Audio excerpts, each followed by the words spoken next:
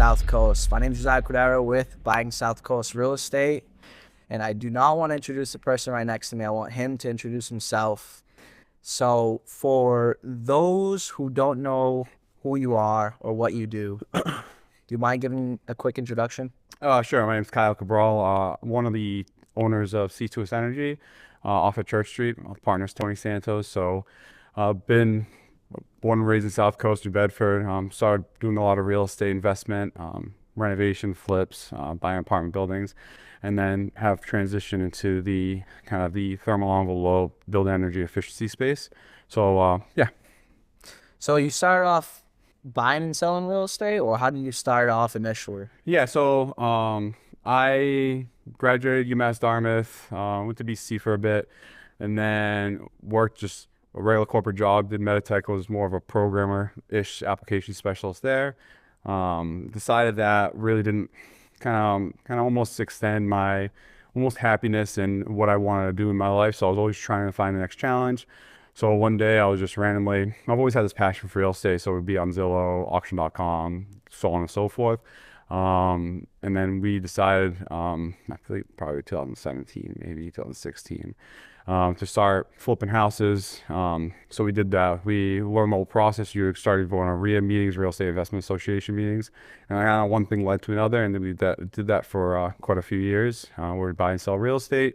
I got my real estate license. My partner has a broker's license. So that was kind of the journey we initially went on. And it's still our passion to this day is real estate investing and opportunity there.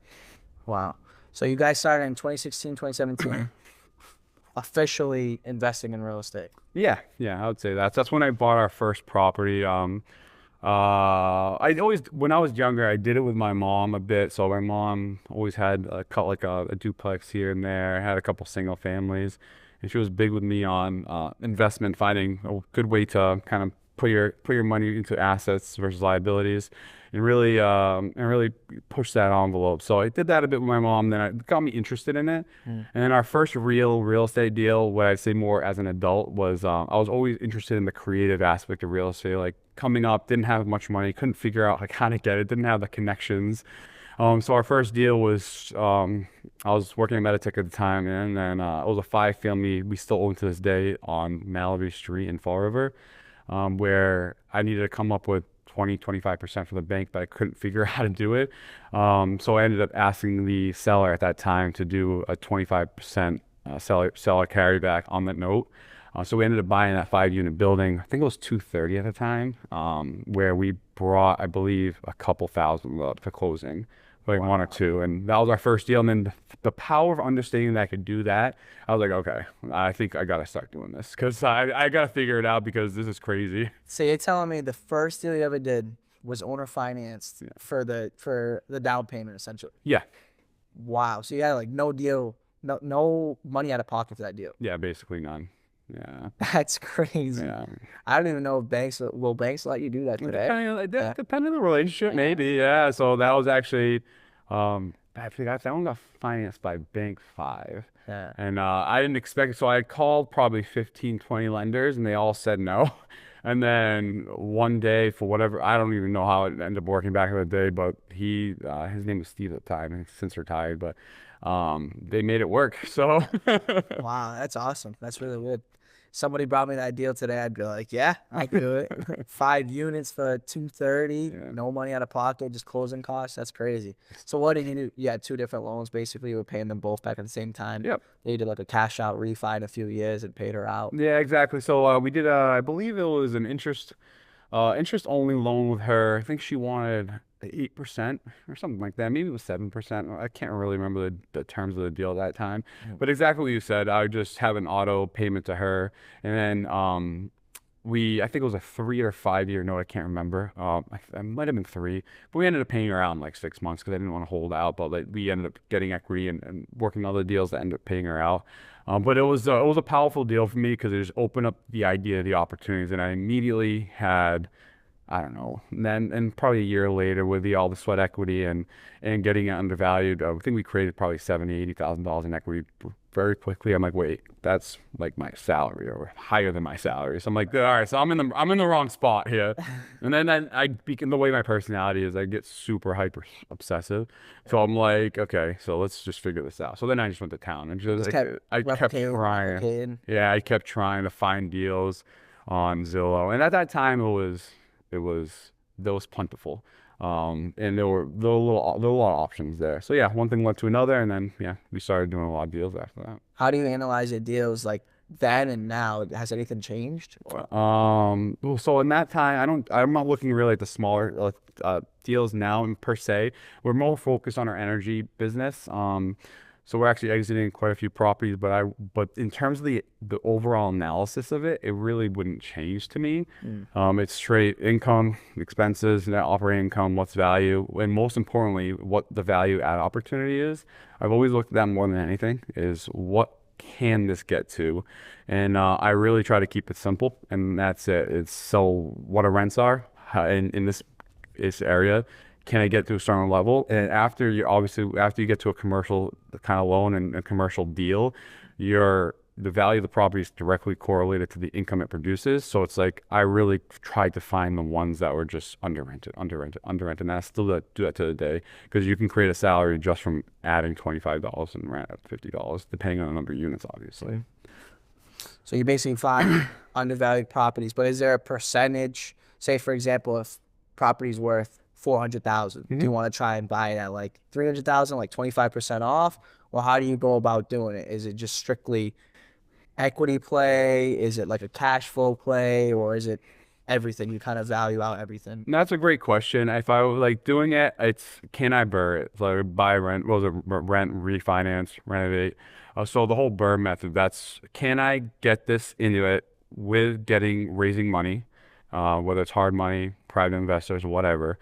How do I limit my cash outlay, get the property, and then pay my investors, but also raise the rent where I can then refinance, pay them all out, and I'll have an asset. So like, can I get to, and I always do it 65, 70%. That's what I've always aimed for. But it becomes at the end of the day, can I get all my money out back, pay my investors, and now have an asset? That's the only, I don't really look at 70, 68, 72. It's very deal specific, and it's unique in that aspect where, yeah, I'm not going to buy a 90, 95% property. It's not gonna, but now I may, but back in then I wouldn't have. Yeah. So what you want to do is basically have little to no money left in the deal, so you can continue to reuse the same money over and over again. Yeah. And now it's a bit different with our business. Again, we're still really interested in the real estate space, but now it's more of how can we now it becomes tax strategy and how can we limit our tax exposure and also accelerate our tax. So like and this big something now, like we've done on a building, we just bought the Beacon Lumber building, where your depreciation over a residential building, I believe 27 and a half years, but over a commercial building, I believe is 39. But you'll get that depreciation every year in your taxes, but there's something called a cost segregation study where it's a very low cost, but you can accelerate the depreciation. Let's say your taxable income's whatever, $300,000, and you go to $200,000 or $50,000. It doesn't really matter. You can go to a specialist that can identify areas where you can accelerate depreciation. So for example, a stove. Like a stove, it's like, okay, well, it's not the life cycle of that stove is not really 27 and a half years, it's more like 5, 10. The IRS will understand that and be like, all right, the full value of that, forget 27 and a half years, that can be 5 years. So they'll push that toward you year one. So you can really start saving on taxes that way. So that's more of what we're looking at now, is how you can also the BRRRR stuff, the refinancing stuff, the good deal analysis, but also layer in the tax savings on a larger scale. So that's what I'm starting to look at more now. So like, from what I understood from what you said, so I can kind of dumb it down for people at home. Yeah. So essentially, depreciating an asset is over 27 and a half years normally on a residential property. So you'll divide that up. You'll take out the land and strictly just the property. So say, for example, if the property's worth 600,000, the land's worth 200,000, you have $400,000 divided by 27 and a half years. Yeah. So quick math, let's just pretend that's like $13,000, $14,000. You get that off every single year for the next 27 and a half years with a cross segregation study, Yep. you can accelerate that. So Yep. instead of saying, for example, you know, you're only getting $13,000 year one, you might be getting $30,000 Exactly. year one. So that's because they're accelerating the process, and now you're getting a higher tax savings up front. Obviously, when you go and sell the property, you know, it's a little bit different, right? When you go to sell it, you're gonna have the government always wins at the end, but you could 1031 exchange it, roll that into the next property, roll it into the next property. It's just a different tax strategy that a lot of real estate investors use. So you're kind of learning more about that as you go. One thing I want to go back to, because for the people at home who don't know about this, you talked about it quickly. Me and you, we deal with this all the time. Somebody might not be dealing with this right now. So I want to go over the power of investing in real estate with little to no money out of pocket. So you brought up a few different strategies. Number one is obviously owner finance, your first deal you did. There was private money, and then there was hard money. Can you go over those three examples, like very bare minimum for the people who are just getting into real estate? They don't know what that means. They want to invest in a property. Maybe they have no money, but they know how to find these great deals, and they might have a property that's condemned near their house that they want to look into, but they have no money. So how would you go about doing that? So my thing is, having money is, it's almost, it's weird to say, but having no money is not an excuse. So you'll still get to where you want to be if you're really passionate about it and can really figure it out. So slowly going through those three options. So seller financing. What is seller financing? So some people, for example, that person that I bought the house on Malibu Street, she wanted to exit that property. She was done with the property, so on and so forth. So she could sell the property and then have a gain on that. You guys mentioned it with the cost. Have a gain on that property and pay X amount of taxes on that gain. A way for her to be like, hey, you know what? I actually want to limit my taxes and make a little bit extra money. It was a win-win scenario. So I went to her. I said, listen, I don't have the 25% down. It would be awesome if you could carry back a note. So like she becomes the bank for the money I need to put into the deal. So if you go to a bank and say, I need a loan on $230,000, you're like, I need 20%. So that's $46,000. Well, I don't have $46,000. How do I get it? So back to what Josiah was saying is like, so this first option is seller carryback. I go to the seller. Hey, can you give me the $46,000? And in exchange, I'll give you 8% interest. Let's call it 10% interest for easy math there. You have 4.6K over the annualized. And then now she gets more money on hers. She saves taxes on her sale. And now I get a house. I get my down payment that I need. So it's a win-win-win-win. So that's how the seller financing option happens. Now, can everyone do that? No. Obviously, because she owned the house outright, she had no note. She could be the bank, and this is a much different scenario. Of course, if you're buying a house that for $300,000 and the seller has a mortgage on it for $300,000, there's nothing you can really do there. Okay, so that's just one strategy. It's always worth asking the question to the seller and educating yourself on that strategy. It's honestly the most powerful strategy there is for acquiring real estate. You can do it at a small scale with a two-family, and it's very regularly used at 300, 400, 500 unit buildings, 50 unit buildings. So it's by far the most powerful strategy. So that's one. So the second one, so now let's say let's go to hard money scenario. So I need to buy a property. It's a renovation. I need to get in, get out, sell the property.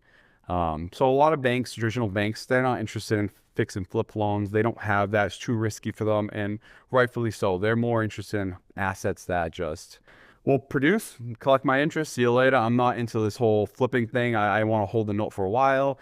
So that's where hard money lenders come into place. What's a hard money lender? A hard money lender is essentially a business that lends money. A lot of times it's just an individual that has access to capital, and they want more of an aggressive return on their investment. So they're not talking 8% returns here. We're talking 12%, 2 points, a point being 1% of the loan cost. So annualized, you're talking 20, 25, 30%. So they have a very vested interest in here. What's their advantage? Hey, I'm taking all the risk. I'm going to give you guys a loan, but you're paying it in interest, and it hedges against me. But not just that, I'm first position. So when talking about positions is like, they essentially you own the deed, they own the house until you pay off the mortgage. So that's how that kind of works. And they generally ask for like 10, 20, like 10% down, 5% down, depending on your relationship. So number one thing is go to RIAs, Real Estate Investment Association meetings. If you need money, they will give it to you. It's the easiest money you're ever going to find in your life. It's like they're begging to give the money. So just go, make a relationship. You're going to pay extra interest, but don't worry about interest. Go get your first deal done. Go get your second deal. Go get your fifth. We still would use money to this, hard money to this day, if we had to. Not have to. Like if it's not your money, it's their money. And as long as it fits in your numbers, go use it. It's a complete tool. It's the easiest money. So like, I can't find money. That's not an excuse. One visit to a local RIA meeting, you'll find that money. And the last one is private money. What I like that differentiates is more family. I would say it's lower interest. It's more family, friends. It's more people you know that trust you. Hey, Josiah, hey, do you have 50 grand that's sitting around not doing anything in a CD or your savings account that's making 0.05% interest? Do you mind if like, hey, I trust him. We've been together we've done deals together. Like, I'm not worried about his money. It's coming back to me. I know it is. Should we have that relationship? Instead of it being in the stock market, or instead of, hey, I guarantee 8% return, just give me that. I got you. I'll get you in 2-3 years. You write whatever note that you want to write. That's more of a relationship driven, like lower cost interest rate. So for example, a bunch of my first deals, I actually have a loan out with my mother to this day. Like, so my mom has a $100,000 loan with me. I pay her 8%. My mom's old school. She doesn't want the whole TD, like Charles Schwab. She's not putting things in index funds, none of that stuff. She's like, I'd rather give it to my son, and I don't want to put it as a CD, and I'm going to get 8% return on my 100 grand. So that's the three differentiating factors on basically money and how I've seen it and how I've used it.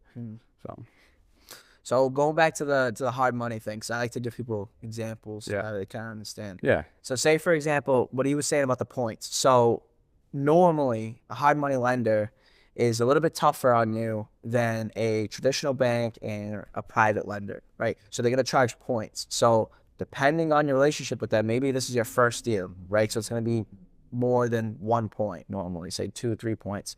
Or maybe this is your 10th deal with them. They're going to charge you 1 point, right? So a point is based on how much money you're borrowing. So say if you're borrowing $400,000, it's a percentage. So 1 point is 1%. If you're borrowing $400,000, you have to give them $4,000 at closing, right? And then that multiplies. So 2 points would be 8,000. 3 points would be 12,000, right?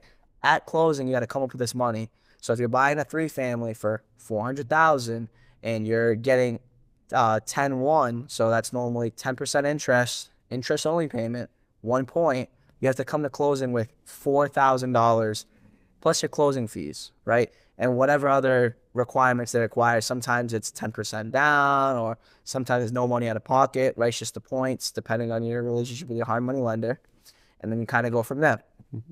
So you got to count that into your equation, right? Because interest only, I want to go back to that point, that's insane to think about. Okay, so a normal loan, you're paying down a portion of your monthly payment. You're paying down the principal. So say if you're borrowing $400,000 every single month, maybe you're paying $100, $200, $300 towards your principal. So if you borrow $400,000, the next month after that, you are only really borrowing $399, $700, right? With hard money, it's interest only. So that means you're never paying down the principal. So if 12 months go by, you still owe that $400,000. Every single month that you borrowed, say it was 10%, $4,000 a month, right? Quick math. You paid $48,000 in that entire year, right? Your monthly payment only went down towards it didn't go down, it didn't take down the principal, right? So you still owe that $400,000 by the time the loan is done. So you really have to crunch your numbers when you're doing these types of loans. It's a little bit riskier, right, for both parties involved, but it's definitely worth it when it's a property that, for example, no other bank's going to finance this loan. This is a property that's vacant, has headache tenants, needs a lot of work, right? Needs a lot of construction cost. These are properties that normal lenders are not going to take on because they have issues, okay? So that's why they charge higher interest rates. They charge points at closing. They're trying to protect themselves, their own investment. So it's a little bit tricky on both sides. So you guys, before you start, I'm gonna go buy a property, hard money, no money out of pocket. You really got to think about this stuff, run the numbers. You got to talk to a qualified individual, somebody who's used hard money in the past, someone who might have experience in this, um, field, and can really guide you through the entire process from step A to Z, right? That being said, I want to kind of circle back to something else that you had said earlier. So you went from real estate. Yep. Now you are known as the guy. You're C2S Energy.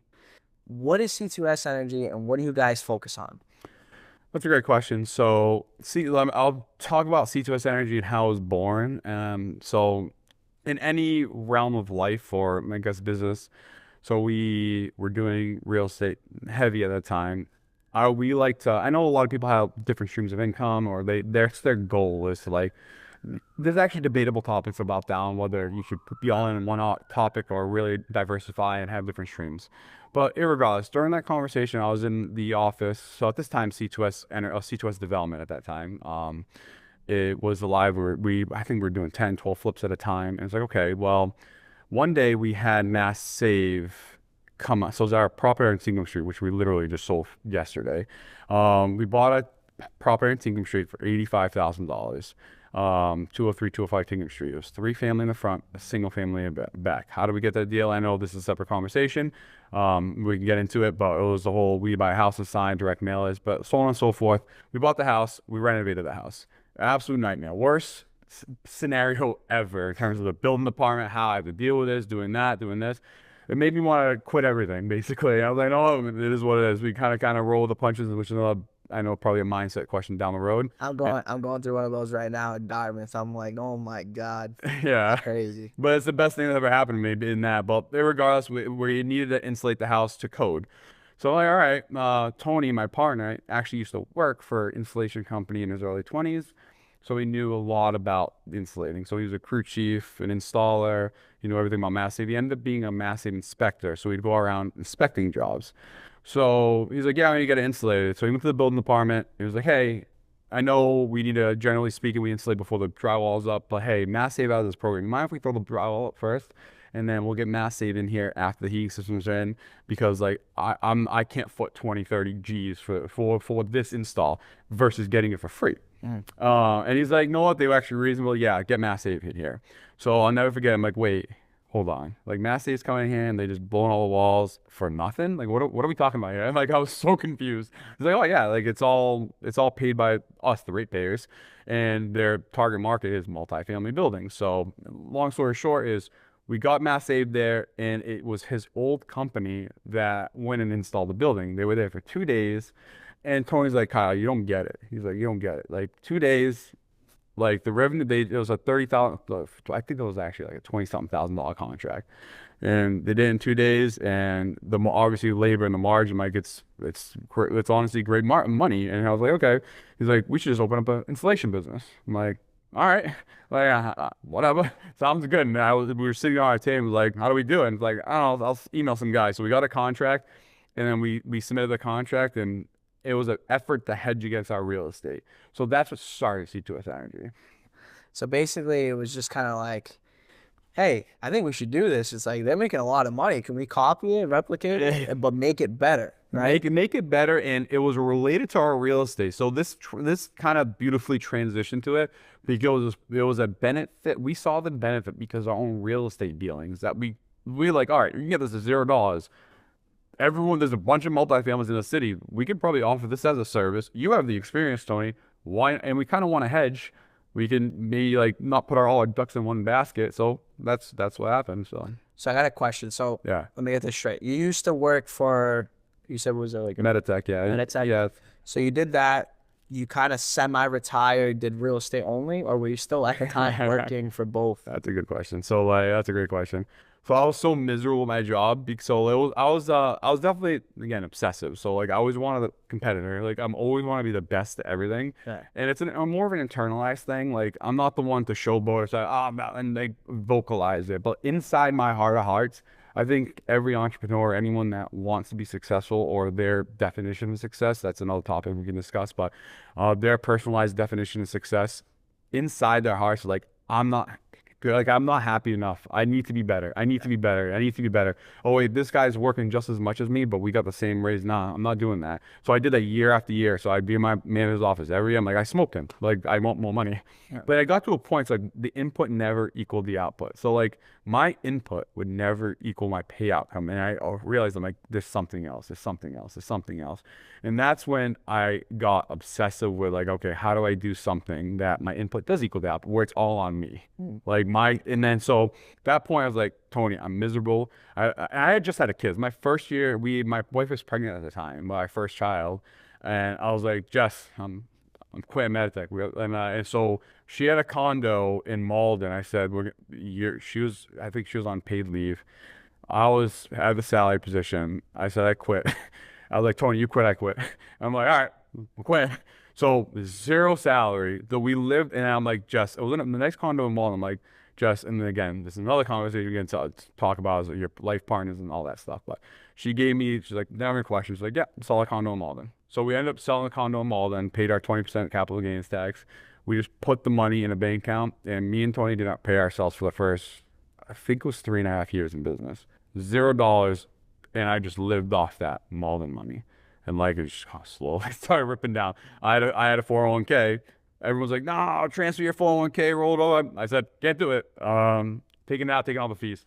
Emptied out my 401k, all of it. That's like 50%. So for those who don't know, all right, if you have a 401k, if you are below a certain age, which I think it's like somewhere like 60, I think 62, maybe 62, something like that. So anyways, if you're young, like him, probably his 20s, 30s, right? You take your money out of your 401k. Not only are you going to get hit with taxes, so say whatever your tax rate is, 20, 30%, you're going to get hit with an extra like early prepayment penalty. So essentially it's like another 20, 30% taken out. So you're at like every 100,000 you take out, maybe you're only getting 50,000 of that money. You're getting hit with like 50% tax bracket.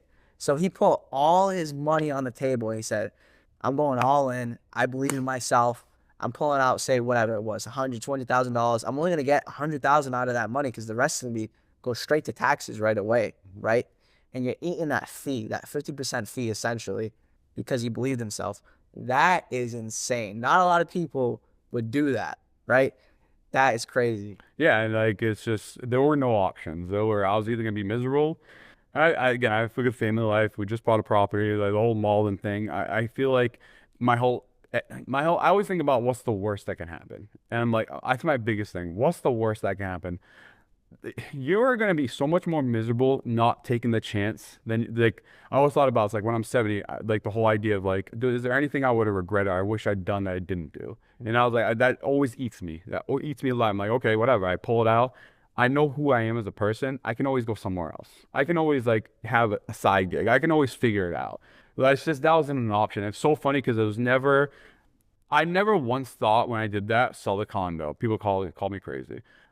Take all my money out to zero. I have a kid on the way, $0 a month. And I'm like, and then also, and knowing, and there was not for 1 second, like, this isn't gonna work. It's just like the whole point, the belief. So, and then that's the whole, like, everyone talks about, like, the whole secret and embodying what you believe in, and, like, manifestation. Like, 100% believe that. So you had 100% belief in yourself, but also going back, was she your wife back then? Yeah, she was. Yeah. So his wife had 100% confidence, said, Right. I'm behind you. Let's do it. I believe in you. That's crazy. To have somebody who's like, yeah, sure, quit your job. Like, we're not going to have any income coming in. And yeah, I'll sell my condo just so that way you can do what you want to do. Like, that's crazy. I bet you she's happy that she did go along with you now at this point. Yeah, at this point. And she did CAT scan so she was the breadwinner for a long time. So she was the one working while me and Tony were trying to figure out the hell we were figuring out. But she did CAT scan for a long time. So she was the breadwinner for years. Yeah. So at that time, right, when you sold the condo, where were you guys living? Did you have somewhere else to go? Like, did you have a paid off property? Were you still paying a mortgage? Like, what? Yeah, so we had just bought our house in Dartmouth. And so we sold that condo, and she was working, so she was basically just barely covering the mortgage. We would use a condo money for like just extra expenses, and that slowly dwindled down for just life expenses. We just had a kid. So yeah, but we were living in Dartmouth at the time. We had just bought a house. So not to get too personal, but Yeah. how much did you have as a nest egg before you were like how much was that? Like 100,000 or was it more? Also, like when I sold the condo. Yeah. So yeah, we bought about 100, a little less than 100 grand from And the condo. at Yeah. the time, what was like your expenses like per year? Like how long would it have taken for you to eat up that nest egg? It was like 3 years, 5 years? Yeah, Year? so by I don't care. So by the time I had ended, again, life expenses, how we're just like you have a certain way you live your life, right? And so like everyone, this is a hard question for everyone. It's your whole lifestyle, like it's your whole lifestyle. By the time the 3 years came up, we were probably 60% of the way through it. Yeah. So it went from 3 years? three, so 3 years. about 3 years. So That's like, really good. A so lot of people would like go through. There's a lot of people who get like say $1 million win in SPAC stick or something like that. They go through that like crazy. yeah. A year, 2 years. Like Right. pretty. Yeah, I mean, I felt like I needed to do it for my family, and the fact of the matter is, like, I mean, I was again competitive. How can to me everything's a game. Like the whole it's funny I say this. I say this all the time. I don't care about money. I never had, no will. To me, this is a game. It's it's everyone is so worried about the destination. Like, what's the destination? Like, well, money. Well, or the car, or this thing, or this product, or this camera. The second you get something, within a day, for anything you get, it's already lost its mystique. You're done. You don't even care about it anymore. The journey is what's interesting, and it's still the journey to this day. So, like, it's like, what's my goal? I don't know. I have a million goals. Is there something I want? No. It's the enjoyment and the life purpose is the journey. That's the fun thing. So so I took that attitude as when I left when I left my full-time job, when I was dealing with it. It's like, how do I win this game? I'm not a loser. And when I say loser, not like me personally, but like the game of losing. Yeah. I don't do that. So like it was more eating at me. So then I don't know how, but the whole manifestation, the secret, the figuring out, the always visualizing, one day it worked. Like I don't even know how it did. Yeah, that's awesome. No, I like it. So let's say for example, okay, so you left your job. Yeah. Okay. The next step was you started this. You were doing real estate full time with Tony. Yeah. Business partner. Yep. And were you guys having success at that point? Did you have any income coming in through that? Or because he left too, right? Yeah, he did leave. Same scenario. He didn't pay himself for 3.5 years. So how was he? How were you guys like generating income? We weren't. So it was 3 years of hard knocks and experience that teaches you everything. So we would just spend our time at RIAs everywhere. Like we were the guys in the We Buy Houses sign. I know people hate that, people love it, whatever. Like at that point, I didn't care. I dog eat scenario there. So like we would drive around for hours. Pulse next day, if sign was down, go back up. The yellow letter stuff. We were doing all of it, just like how we find our deal, and then we found some relationships. Then we finally got our first flip. Oh wait, yeah, shit, that was 6. I don't know anything about hard money. I know nothing about it. Oh wait, now I have to get contractors involved. Wait, I need to find an electrician. I need to find this guy. I need to find this guy. Oh wait, then I have to manage it all. Oh wait, then I have to make sure they hit deadlines. To this day, out of all the flips I hit, I never hit a deadline in my life. It just doesn't work. Then you start seeing the interest costs. You're like, oh my god. And then all of a sudden, like these projects, yeah, I can flip this house in 2 months. Get out of here. Like everyone has this whole idea of like, yeah, that'll be done in and out, 60 days, 70 days. That turns into 120 real quick in the real world. Everyone looks at this HGTV stuff, like that's all a bunch of bull, basically.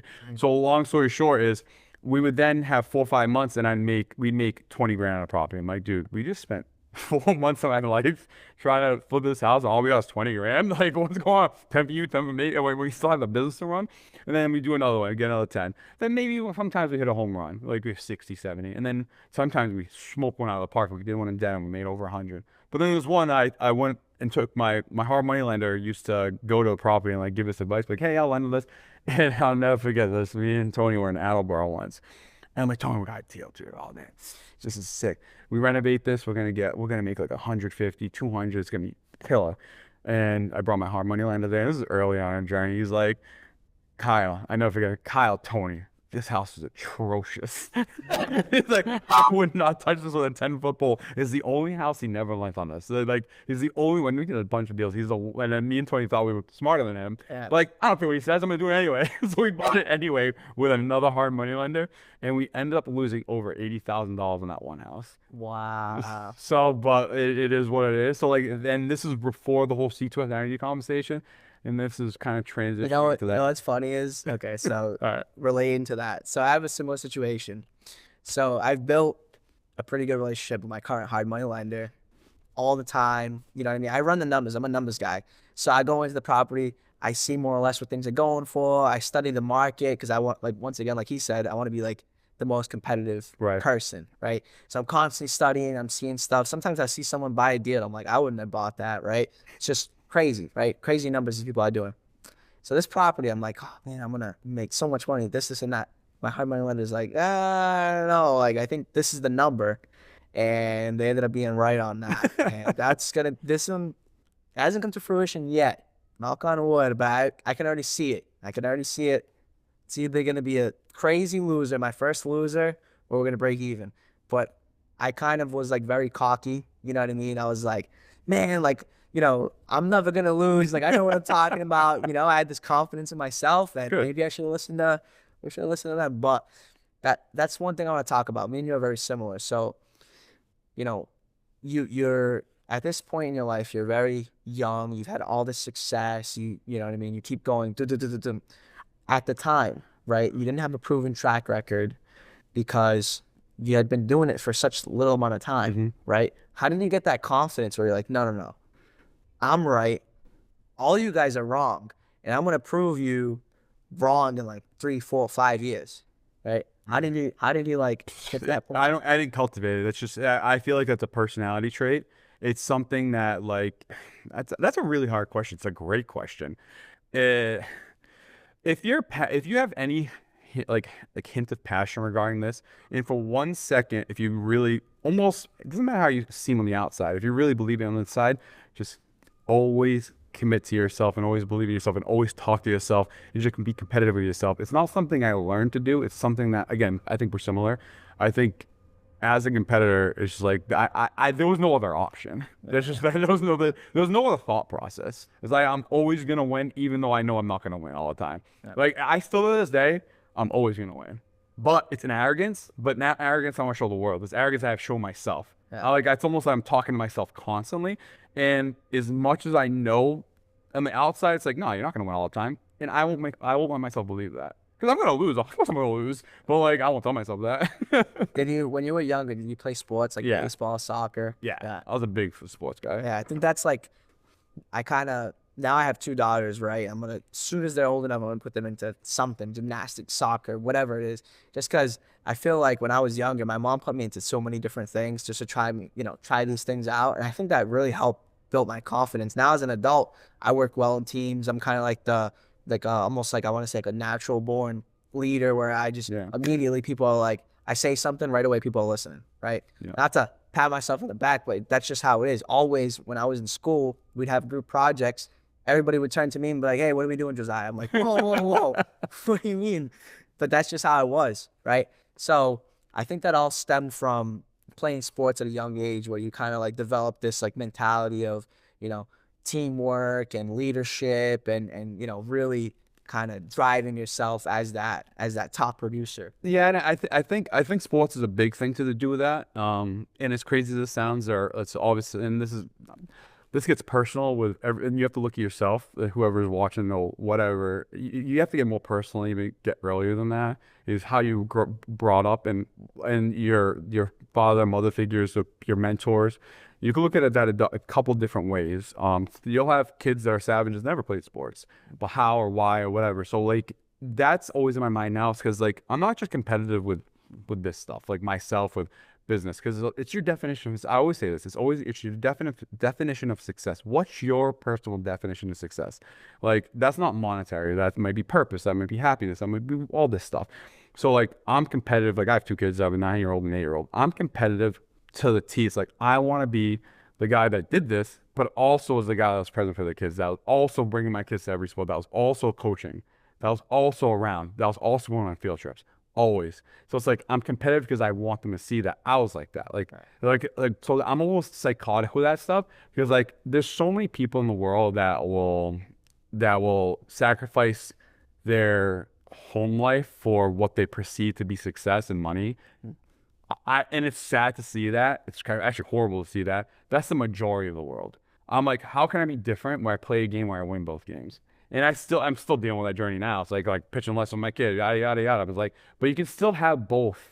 But that's my definition of success. So like that's I still take again being a competitor, winning, winning, winning. I want to try to win to be the best like father, win to have the best relationship, win. I think that's all it is. So, so when you were first starting off, obviously your children were younger. Yeah. So were you prioritizing more basically business like at the time Yeah. because they were younger, and now that you're already, basically self-made, successful, now you're putting time aside purposely to be with your children, Yeah, right? that's a great question. It's because when I looked at that younger, it's like because I was already thinking manifestation again. Always thinking about like I knew I was gonna have kids. I knew I had a kid on the way. I knew I'm like I was looking 5 years, 10 years out. My kid will eventually be talking. My kid will eventually be like hanging out with me. Like oh man, I don't have much time. I gotta compete to get to that point where when he's that age, I can be the coach. Yeah. I can do that. I don't at that point I'm like, how the hell am I gonna do that? Like I got a job to do. Like, I don't know. But I was already thinking about that 10 years before I had a kid. Yeah. Like it was just like, how do I do it? Whatever. And like when I first had a kid, that's exactly when I quit my job and I sold a condo. So I'm putting it all into that aspect of my life.